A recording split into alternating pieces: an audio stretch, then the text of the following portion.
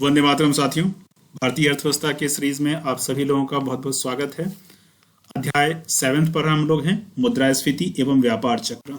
मुद्रास्फीति से संबंधित कई सारे टर्मिनोलॉजीज पे हम लोगों ने पिछली क्लास में बात किया था। आज भी हम मुद्रास्फीति से संबंधित कई सारे अवधारणाएं हैं उस पर बात करेंगे। आप देख सकते हैं कि कौन कौन सी अवधारणाएं हैं, इसका विस्तार पूर्वक हम लोग अध्ययन करेंगे। साथ ही साथ बहुत सारे सब टॉपिक्स भी होंगे, तो गंभीरता पूर्वक इस टॉपिक को देखेंगे। पीटी और मेंस दोनों के दृष्टिकोण से महत्वपूर्ण है, यूपीएससी या पीसीएस एग्जाम के लिए। तो चलिए मुद्रास्फीति अंतर सबसे पहले देखते हैं। इन्फ्लेशनरी गैप किसको कहते हैं? इन्फ्लेशनरी गैप बहुत ध्यान से समझिएगा। अगर सब चीजें समझ में आ गई तो फिर इस तरह के कॉन्सेप्ट को कभी आपको देखने की आवश्यकता नहीं होगी। और जिस बुक से मैं आपको पढ़ा रहा हूं, जो आधार हमारा बुक है रमेश सिंह सर की किताब, उससे भी बहुत ज्यादा है, मतलब पूरी तरह से रिसर्च करके इसमें चीजों को आपके सामने रख रहा हूं। तो फिर आपको इस टॉपिक को देखना नहीं पड़ेगा, लेकिन एक बार गंभीरता से आपको समझना होगा। देखिए, मुद्रास्फीति अंतर क्या है? राष्ट्रीय आय यानी कि नेशनल इनकम के ऊपर होने वाला सरकारी खर्च का अतिरेक यानी कि फिस्कल डेफिसिट जो है वो मुद्रास्फीति अंतर कहला सकता है। लेकिन एग्जैक्टली सिर्फ यही मुद्रास्फीति नहीं कहलाता है। मुद्रास्फीति अंतर का वास्तविक अर्थ यहां से कुछ आपको समझ में आएगा कि इसका मतलब होता है कि उस उत्पादन स्तर को बढ़ाना, यानी कि किसी भी अर्थव्यवस्था में उत्पादन का एक स्तर होता है, उसको पोटेंशियल जीडीपी कहा जा सकता है।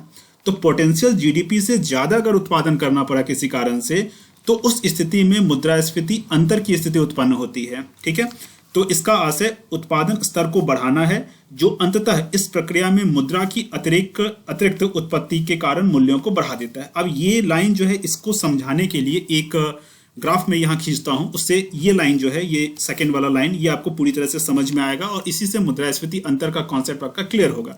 बाकी ये जो पैराग्राफ है, ये भी मुद्रास्फीति अंतर का कारण बनता है। इसके लिए मैं एक ग्राफ खींचता हूं, उसको ढंग से समझना है। तो देखिए, ये मान लो एक ऐसी स्थिति है, इसको हम लोग कहेंगे कि पोटेंशियल जीडीपी।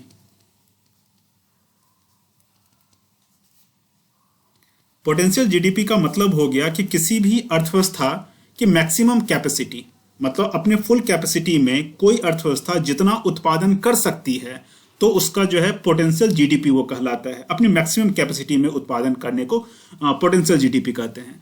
तो कई बार जो एक्चुअल जीडीपी होता है वो पोटेंशियल जीडीपी के ही आसपास होता है। ठीक है, एक्चुअल जीडीपी जो होता है वो पोटेंशियल जीडीपी के ही आसपास होता है। लेकिन ऐसी भी स्थिति हो सकती है जब एक्चुअल जीडीपी पोटेंशियल जीडीपी से क्या हो जाए, ज्यादा हो जाए। ये जो है एक्चुअल जीडीपी है, ये एक्चुअल जीडीपी है, वास्तविक जीडीपी है। तो पोटेंशियल जीडीपी से भी ज्यादा हो गया एक्चुअल जीडीपी। ठीक है, तो इस स्थिति में ये जो गैप उत्पन्न हुआ, यही गैप जो है ये इन्फ्लेशनरी गैप कहलाएगा।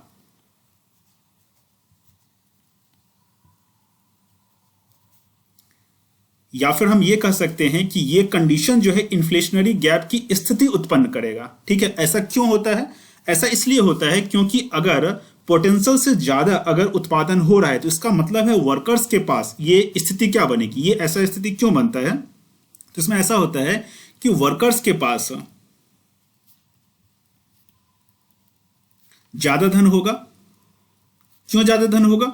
क्योंकि मान लो कि जितना क्षमता है अर्थव्यवस्था से ज्यादा उत्पादन हो रहा है, इसका मतलब है कि उनको ज्यादा वेतन देना पड़ रहा है, ज्यादा उनसे काम लिया जा रहा है, यानी ओवर टाइम करवाया जा रहा है, ज्यादा शिफ्टेज में उनसे काम करवाया जाएगा। जो भी अनएम्प्लॉयड लोग थे उनके पास एम्प्लॉयमेंट आ गया। कुल मिला के वर्कर्स के पास ज्यादा धन आ जाएगा।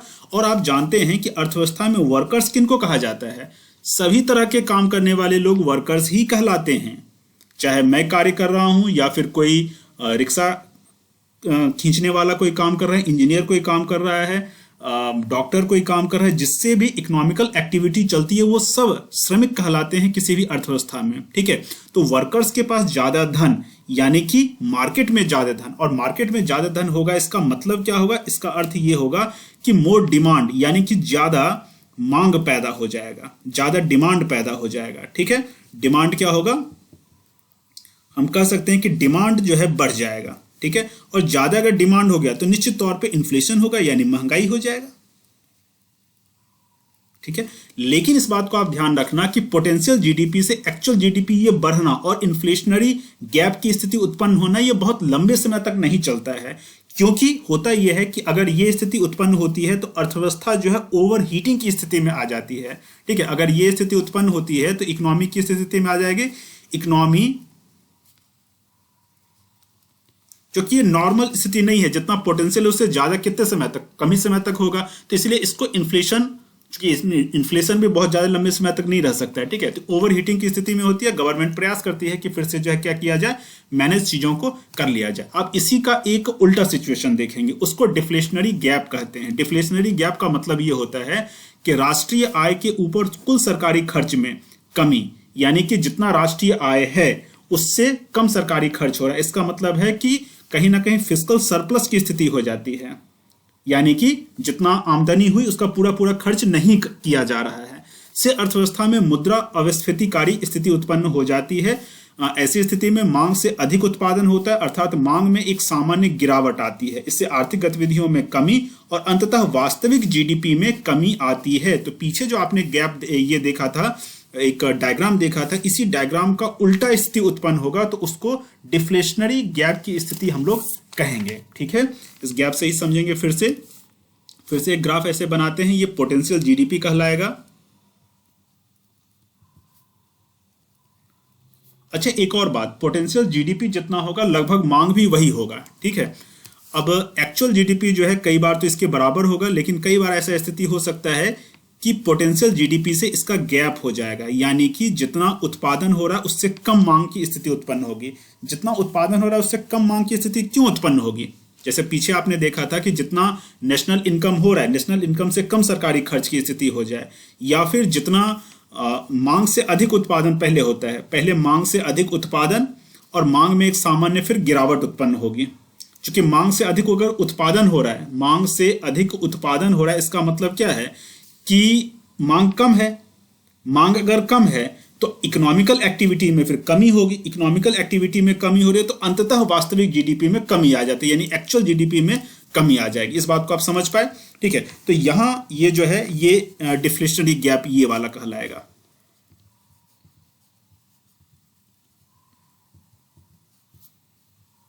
डिफ्लेशनरी गैप कहलाएगा। ये जो है एक्चुअल जीडीपी है। तो एक्चुअल जीडीपी कैसे कम हुआ, फिर से एक बार देख लो कि ऐसी स्थिति कि मांग से अधिक उत्पादन, यानी प्रोडक्शन ज्यादा, पहले तो प्रोडक्शन ज्यादा हो रहा है, डिमांड कम है। अब फिर क्या होगा कि डिमांड अगर कम है तो डिमांड कम है तो आर्थिक गतिविधि कम होगी, आर्थिक गतिविधि कम हो गई तो इसका मतलब है कि वास्तविक जीडीपी कम हो जाएगी। तो अंततः यह स्थिति उत्पन्न होती है डिफ्लेशनरी गैप का। क्लियर है। और अगर ये स्थिति उत्पन्न होती है कि पोटेंशियल जीडीपी से एक्चुअल जीडीपी कम है तो अंततः इसका असर ये पड़ता है कि जो श्रमिक हैं उनको जो है कम काम मिलता है, अनएम्प्लॉयमेंट की स्थिति उत्पन्न होती है। अनएम्प्लॉयमेंट जो है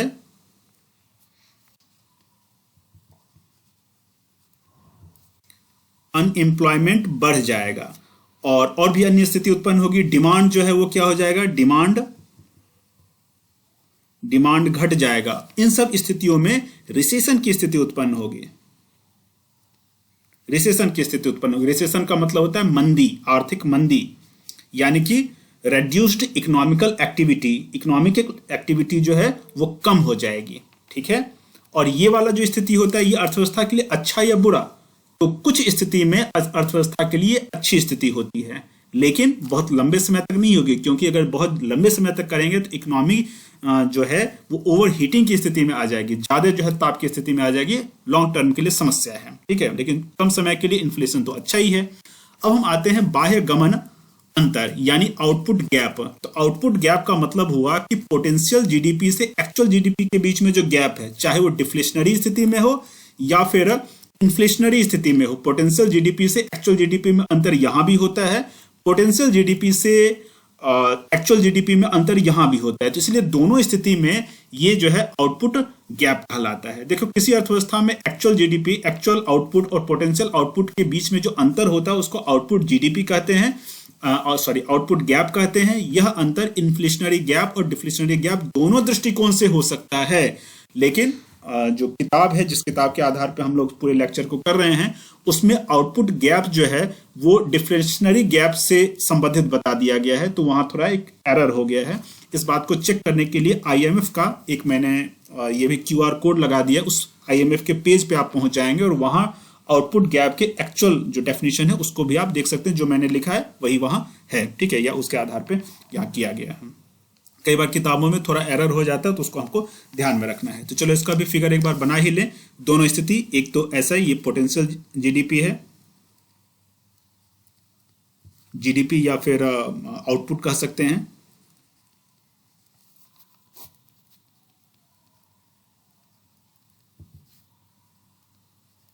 आउटपुट कहो या जीडीपी कहो एक ही बात है। अब यहाँ एक्चुअल जो है एक तो ऐसी स्थिति में हो सकता है और एक जो है ऐसी स्थिति में हो सकता है। पीछे आपने दोनों देखा, तो यहाँ इन्फ्लेशनरी गैप और यहाँ डिफ्लेशनरी गैप बनता है ना। इन्फ्लेशनरी गैप बनेगा, यहाँ डिफ्लेशनरी गैप बनेगा। तो दोनों अवस्था में, ये दोनों अवस्था में जो आउटपुट गैप की स्थिति उत्पन्न होती है। नेक्स्ट टॉपिक पे आते हैं। नेक्स्ट आपका है मुद्रास्फीति कर। सामान्य शब्दों में समझाता हूं। मुद्रास्फीति कर करने का मतलब यह हो गया कि कई बार क्या होता है कि सरकार मुद्रास्फीति की स्थिति में या घाटे की स्थिति में, कई बार जो है सरकार घाटे की स्थिति में होती है, ठीक है। तो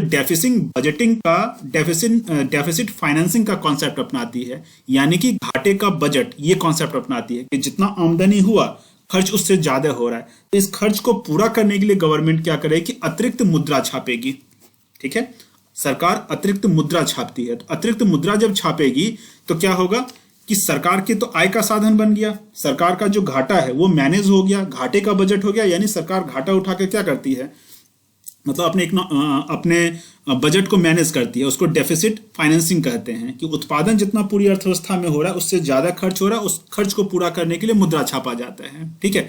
तो इसको डेफिसिट फाइनेंसिंग कहते हैं। तो गवर्नमेंट अगर डेफिसिट फाइनेंसिंग का सहारा लेती है, ठीक है, इससे क्या स्थिति उत्पन्न होती है, इससे मुद्रा का अवमूल्यन होता है। इससे इस स्थिति में मुद्रा का अवमूल्यन होता है। अच्छा बताओ कि मुद्रा का जो अवमूल्यन है वो अच्छी बात या खराब बात? मुद्रा का अवमूल्यन अच्छी बात नहीं, खराब बात। क्यों? क्योंकि इससे जो मुद्रा का उपयोग कर रहे हैं, जिनके पास मुद्रा है, उनको नुकसान उठाना पड़ता है। जैसे आपके पास 100 रुपए है, अब इस स्थिति के कारण यानी डेफिसिट फाइनेंसिंग के कारण, घाटे की बजट के कारण सरकार को तो चलो फायदा हो गया, लेकिन जिनके पास धन है, जो धन का उपयोग कर रहे हैं, उनके लिए नुकसानदेह स्थिति उत्पन्न होती है। क्यों? क्योंकि आप 100 रुपए का मूल्य 100 रुपए नहीं रहा। क्यों नहीं रहा? क्योंकि 100 रुपए में जितना सामान हम मार्केट से खरीद सकते थे अब नहीं खरीद पा रहे हैं।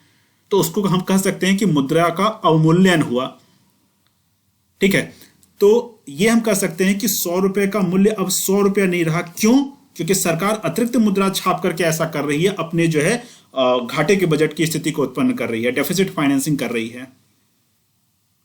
100 रुपए का मूल्य अब मान लो कि 95 रुपए ही रहा। जितना सामान आपको 100 रुपए में मिलता था, अब 95 रुपए का ही सामान आपको 100 रुपए में मिल रहा है, यानी 5 रुपए का तो आपको घाटा हो गया। एक तरह से सरकार चुपके से आपको 5 रुपए आपसे ले रही है, आपको पता भी नहीं चल रहा है, ठीक है। तो इसीलिए इसको कहते हैं मुद्रास्फीति कर, इन्फ्लेशन टैक्स। यानी कि इससे लोगों की आय की कीमत पर सरकारी खर्च बढ़ता है। लोगों की आय की कीमत पर, यानी कि हमारा जो मुद्रा का मूल्य है वो कम हो गया, इससे सरकार को बेनिफिट हो गया थोड़ा। सरकार अपना जो है क्या करती है, डेफिसिट फाइनेंसिंग कर रही है। तो इससे ऐसा प्रतीत होता है कि सरकार मुद्रास्फीति कर वसूल कर रही है। मुद्रास्फीति को बढ़ाने के कारण सरकार को फायदा हो रहा है और हमें नुकसान हो रहा है, तो मुद्रास्फीति कर की स्थिति उत्पन्न हुई। मूल्यों संबंधी नीतियों के लिए भी सरकारों को द्वारा, यहां तक तो ये क्लियर है, मुद्रास्फीति कर जो है, इन्फ्लेशन टैक्स क्लियर है, ठीक है, कि इन्फ्लेशन के कारण एक तरह से हमारे मुद्रा का मूल्य कम हुआ और हमें एक तरह से लग रहा है कि सरकार वह हमसे पैसा वसूल रही है मुद्रास्फीति कर के रूप में, ठीक है। ये एक अवधारणा है, ये एक सरकारी डॉक्यूमेंट में इस तरह के टर्म का संभवतः प्रयोग नहीं होता है। अब देखो, मुद्रास्फीति कर की स्थिति अन्य जगह भी हो सकती है, ठीक है। कैसे?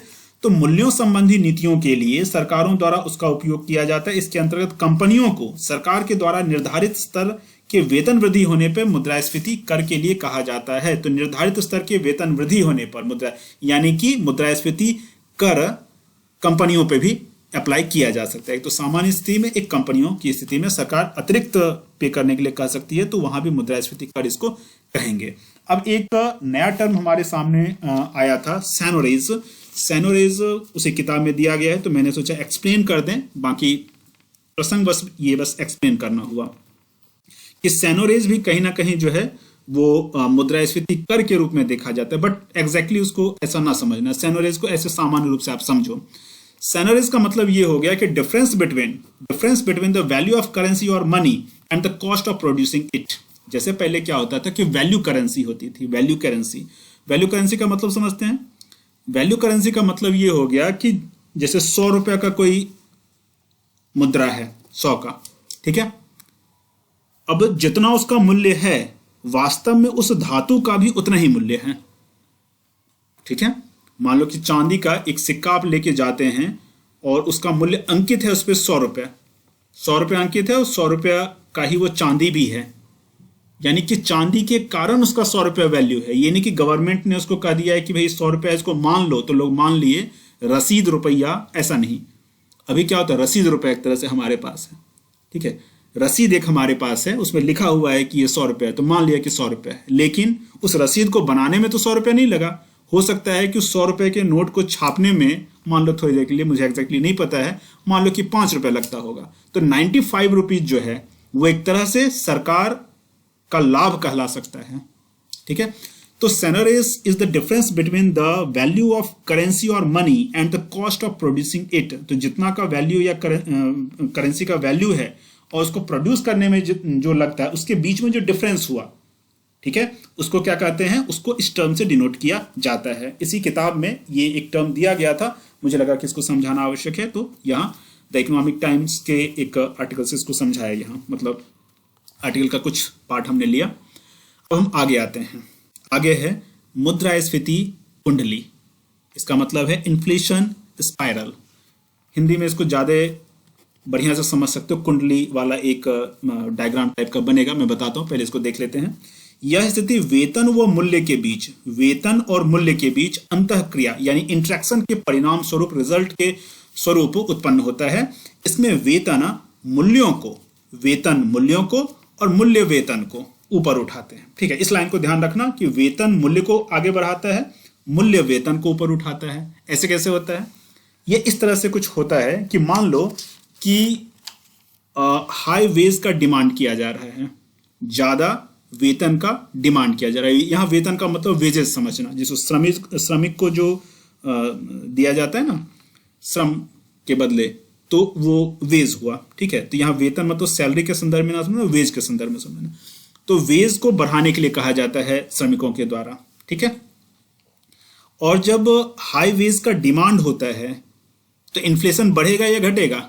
इन्फ्लेशन बढ़ेगा, है ना, महंगाई बढ़ेगी। और अगर इन्फ्लेशन बढ़ेगा तो और ज्यादा जो है सो हाई वेज का डिमांड होगा। मान लो कि हाई वेज का डिमांड फिर पूरा कर दिया गया, फिर इन्फ्लेशन बढ़ेगा। तो इस तरह से वेतन मूल्य को और मूल्य वेतन को ऊपर उठाते हैं, दोनों एक दूसरे को ऊपर उठाते हैं। इसे वेतन मूल्य कुंडली कहते हैं। इसमें स्पेस ये हाइफन दे सकते हैं, वेतन मूल्य कुंडली कहते हैं। ऐसी परिस्थिति 1935 में अमेरिका में हुआ था, वहां इसके कारण मुद्रास्फीति आई। अब इसको मैं एक बना के दिखा देता हूं डायग्राम टाइप का।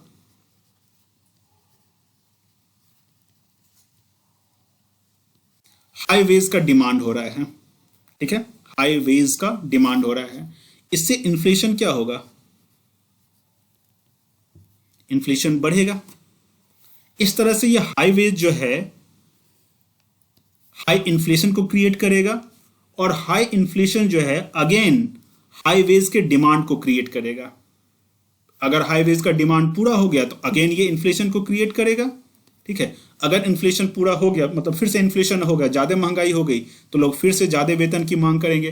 तो इस तरह से ये एक स्पाइरल का रूप जो है लेते रहता है। ये एक जो है कुंडली का रूप लेते रहता है। इन्फ्लेशन स्पाइरल इसको कहते हैं, ठीक है। जब आप डायग्राम बनाओगे तो हाई वेज डिमांड के में ऐसे गोल ना खींचना, हाई वेज डिमांड, ठीक है ना, या फिर वेज डिमांड ऐसे ऊपर तीर लगा सकते हो और इन्फ्लेशन में ऐसे तीर लगा सकते हो। दोनों में इस तरह का एक कर सकते हो एरो, इस तरह यहाँ इधर तीर और यहाँ इधर तीर, तो एक स्पाइरल बन जाएगा। अब डिफ्लेशन स्पाइरल क्या होता है? ये भी इस तरह का कुछ बनता है कि प्राइस जो है, मान लो किसी भी चीज का प्राइस जो है वो घट जाता है, ठीक है। और किसी भी चीज का जब प्राइस घट गया तो उसके और घटने की अपेक्षा की जाती है। जैसे मान लो कि हमने कार खरीदना है, या फिर हमें घर खरीदना है, कुछ भी खरीदना है, कंप्यूटर खरीदना है, और कंप्यूटर का प्राइस जो है वो गिर रहा है। आज जो है कंप्यूटर का प्राइस जो है 1,20,000 था, और अखबार में हमने देखा, अरे प्राइस तो 1,20,000 से जो है 1,15,000 हो गया, खुश हो गए, आज जाके खरीद लेते हैं। फिर कुछ लोगों ने कहा कि नहीं नहीं रुक जाओ, हो सकता है कल और घट जाए। तो 1,15,000 से पता चला कि 1,10,000 हो गया परसों, और खुश हो गए, अरे अरे रुक जाओ, प्राइस जो हो सकता है कि और घट जाए। तो इस चक्कर में क्या होता है कि एक्सपेक्टेशन जो है प्राइस घटने का वो क्या होगा, एक्सपेक्टेशन ऑफ फर्दर प्राइस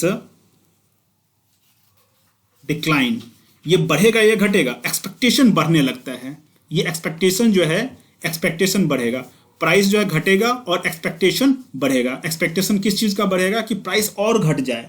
1,20,000 था, 1,15,000 हुआ, 1,10,000 हुआ, अरे यार और रुक जाओ, लेकिन खरीदेंगे नहीं, और चूंकि खरीदेंगे नहीं इसीलिए प्राइस और फिर घटेगा। क्यों घटेगा प्राइस? क्योंकि किसी भी अर्थव्यवस्था में अगर चीजों को खरीदा ना जाए, डिमांड एंड सप्लाई के आधार पर हर चीज, हर खेल डिमांड एंड सप्लाई के आधार पर है, तो कार को प्राइस घटने के कारण कई बार तो लोग खरीदते हैं, लेकिन लगातार अगर प्राइस घटने लगे तो लोग फिर नहीं खरीदेंगे। तो जो भी कार बनाने वाली कंपनी है, कंप्यूटर बनाने वाली कंपनी, उसके पास और कंप्यूटर जमा होते चले जाएंगे, प्रोडक्शन हो रहा है, कोई खरीद ही नहीं रहे, तो उसका प्राइस और कम होगा और कम होगा और कम होगा। तो इस तरह से जो है प्राइस अगर कम होता है तो एक्सपेक्टेशन को बढ़ाता है, लोग खरीदते नहीं है और एक्सपेक्टेशन बढ़ते चला जाता है, और चूंकि खरीदते नहीं है इसीलिए प्राइस और कम होता चला जाता है। तो इस तरह से अर्थव्यवस्था में एक स्पाइरल की स्थिति उत्पन्न हो जाती है। ठीक है, इससे क्या हो जाता है, इससे जो है जो सेल है किसी भी वस्तु का, जिसे कंप्यूटर कह रहे हैं या फिर हाउस कह रहे हैं, इसका सेल जो है वो क्या होगा, इसका सेल घटने लगेगा। अनएम्प्लॉयमेंट बढ़ेगा या घटेगा? अनएम्प्लॉयमेंट और बढ़ने लगता है, स्थिति खराब होते चली जाती है, और हो सकता है कि ये रिसेशन की स्थिति में हम पहुंच जाएं, अर्थव्यवस्था पहुंच जाए। ठीक है, यहां क्लियर है। मुद्रास्फीति लेखा, इन्फ्लेशन अकाउंटिंग क्या है? तो जब कोई फर्म या कंपनी मुद्रास्फीति के चालू स्तर के प्रभावों को समायोजित करती है, उसके पश्चात लाभ की गणना करते हैं, तो उसको मुद्रास्फीति लेखा कहते हैं। ठीक है, किसी भी चीज को प्रोडक्शन किया गया लेकिन मार्केट में प्राइस जो है वो क्या हो रहा है, हाइक हो रहा है, बढ़ रहा है।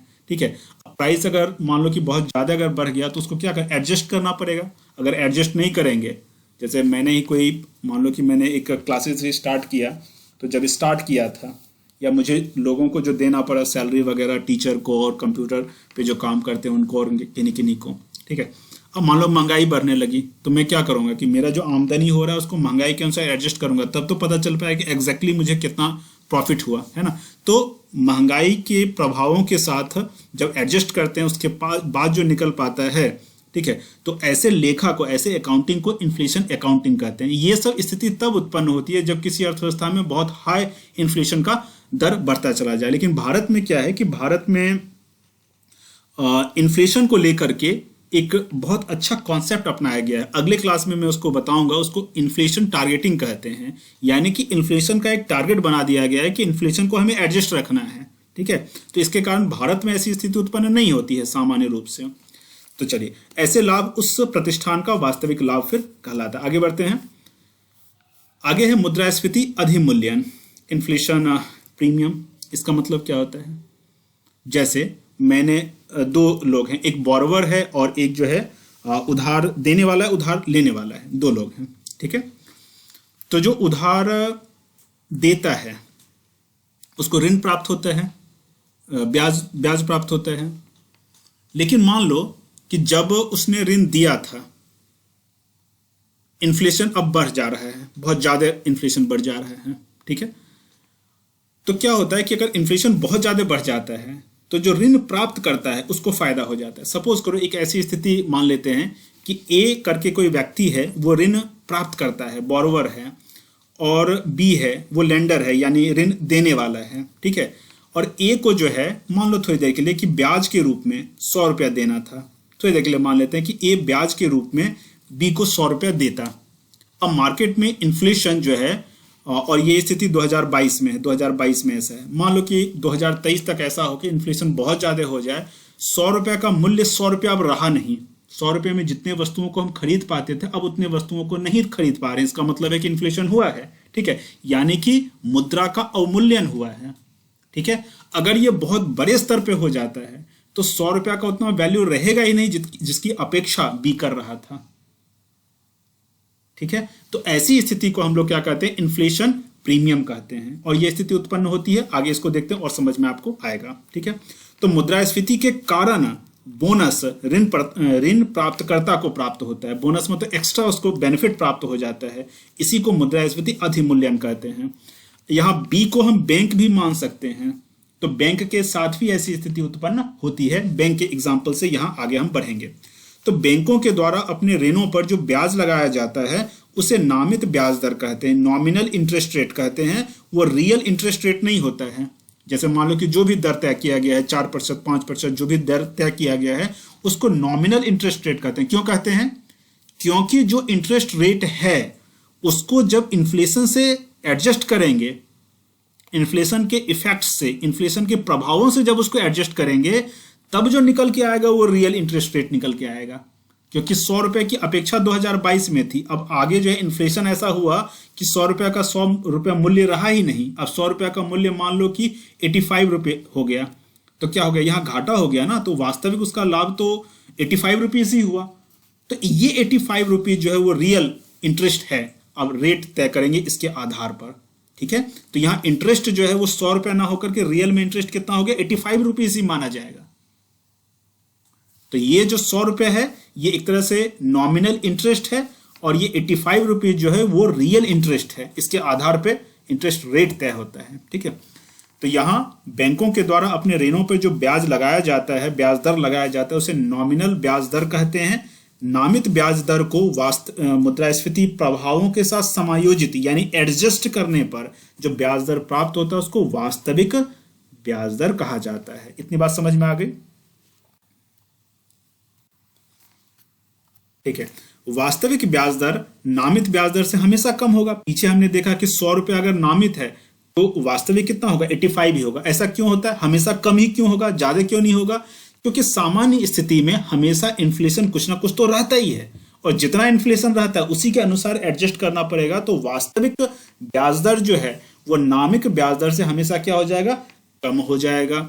यदि मुद्रास्फीति की स्थिति जारी रहती है तो अंतर मुद्रास्फीति अधिमूल्यन कहलाता है। निश्चित तौर पे मुद्रास्फीति की स्थिति तो हमेशा जारी ही रहेगी, कुछ ना कुछ मुद्रास्फीति तो रहेगी ही, तो इसीलिए कुछ ना कुछ जो है मुद्रास्फीति अधिमूल्यन की स्थिति रहेगी। यानी कि हमेशा जितना ब्याज दर बोला जाता है, ठीक है, जो नॉमिनल इंटरेस्ट रेट है, वो वास्तविक इंटरेस्ट रेट तो कभी होता ही नहीं है। क्यों? क्योंकि जो ऋण ले रहा है तो 2022 में लिया तो 2022 के हिसाब से तय होगा कि भाई इतना हमने ऋण लिया, लेकिन जब वो ऋण चुकाएगा, जब वो ब्याज देगा, तो वो 100 रुपए के बराबर नहीं होकर के कुछ कम के ही बराबर वो हो जाता है।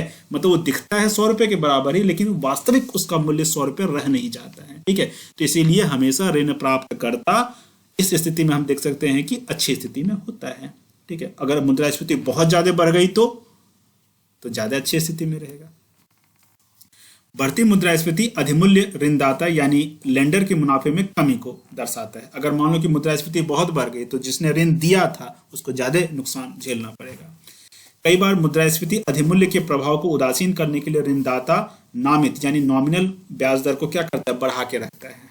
ठीक है, जानबूझ के बढ़ा के रखता है ताकि मुद्रास्फीति अगर हो भी जाए, मुद्रास्फीति के अनुसार उसको ब्याज अगर मिल रहा है तभी उसको ठीक ठाक ब्याज मिल जाए। ठीक है, अब हम आते हैं रिफ्लेशन पे। रिफ्लेशन किसको कहते हैं? रिफ्लेशन का मतलब हुआ कि गवर्नमेंट जानबूझ के कुछ इन्फ्लेशन की स्थिति बना के रखती है। कई बार एक नीति के तहत, एक पॉलिसी के तहत, उसको रिफ्लेशन की पॉलिसी कहते हैं। जानबूझ के कुछ इन्फ्लेशन की स्थिति बढ़ा दी।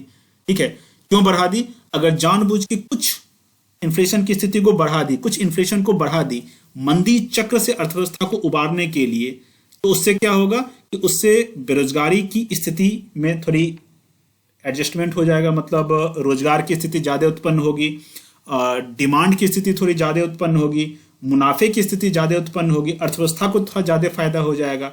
तो जब अर्थव्यवस्था मंदी चक्र यानी इन सब अवस्था से गुजर रही हो, तब सरकार अर्थव्यवस्था को मंदी से उबारने के लिए नीतिगत निर्णय के रूप में जानबूझ के इन्फ्लेशन को थोड़ा बढ़ाएगी। उसको रिफ्लेशन की नीति कहते हैं। ठीक है, ये कैसे होता है? तो मूल्यों में अचानक वो अस्थायी वृद्धि के कारण होता है, या मूल्यों में अचानक वो अस्थायी वृद्धि के स्थिति में होता है।